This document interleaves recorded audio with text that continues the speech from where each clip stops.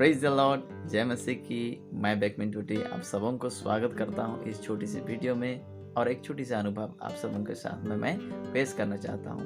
आशा करता हूं ध्यान से सुनेंगे। कई बार हम अपने जीवन में बहुत सारे बातों को लेकर के पछताते हैं। ये नहीं हुआ, वो नहीं हुआ, काश मैं ऐसा करता तो काश अच्छा होता, काश मैं ऐसा करता तो अच्छा रिजल्ट होता।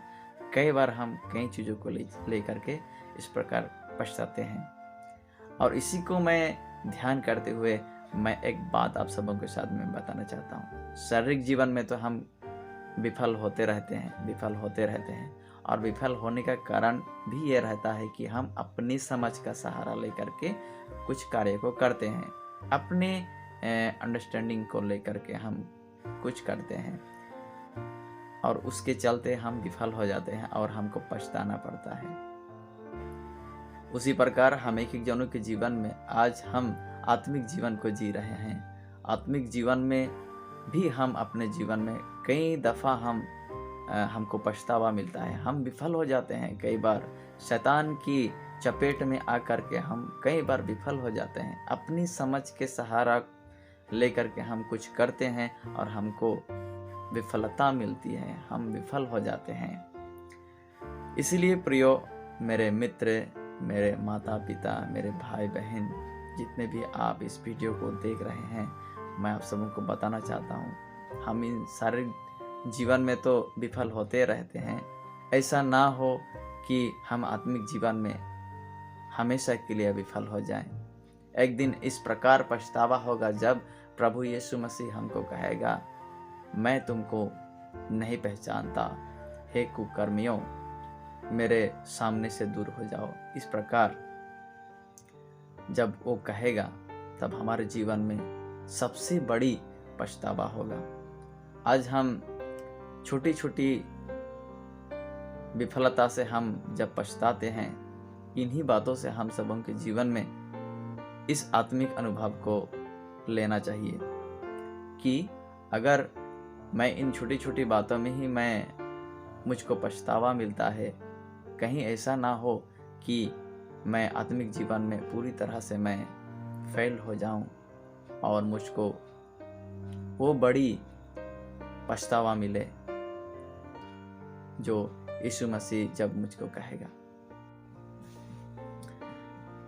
क्योंकि प्रभु ने हम सबको सब कुछ दिया है, बुद्धि दिया है, ज्ञान दिया है, शक्ति समझ दिया है, अपना वचन दिया है, हम सबों को बाइबल दिया है, पवित्र आत्मा से हम एक जनों को अगुवाई करता है, सब कुछ दिया है। और सब कुछ रहते हुए भी हम अपने आत्मिक जीवन में कई बार विफल होते रहते हैं, शैतान के चपेट में आते रहते हैं। तो कैसा होगा ना, जब हम पूरी तरह से हम विफल हो जाएंगे, तब किस प्रकार का पछतावा होगा, जरा सोच के देखिए।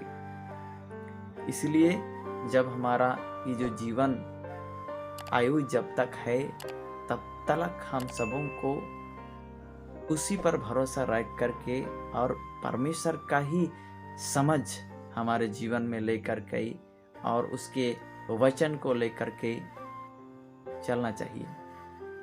उसी के लिए हम एक जनों को अपना जीवन व्यतीत करना चाहिए। आज हम कई चीज़ों को देख रहे हैं, कई विषयों को देख रहे हैं दुनिया में, और जिनसे बहुत बार हमको ये संकेत भी मिल रहा है कि देखो मेरे बेटा, मैं तुरंत ही आने वाला हूँ, देखो ये सारी चीज़ों को देखो, मैं तुरंत ही आने वाला हूँ। इस प्रकार का संकेत हमको मिल रहा है कई चीज़ों को देखने के पश्चात। तो इसीलिए प्रियो, हम सभी लोग जितने भी हम आत्मिक जीवन को जब जी रहे हैं, हम जितने भी मसीहत में हैं, हम एक जनों को छोटे से लेकर के बड़े तक हम सबको आज परमेश्वर की ओर होकर के अपने जीवन को व्यतीत करना है।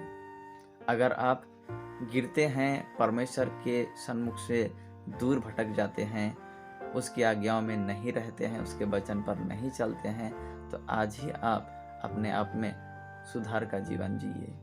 आप मन फिराए और लौट आइए कि आप सबों के जीवन में प्रभु अपना कृपा प्रकट करे, अपना विश्रांति आपके जीवन में प्रकट करे।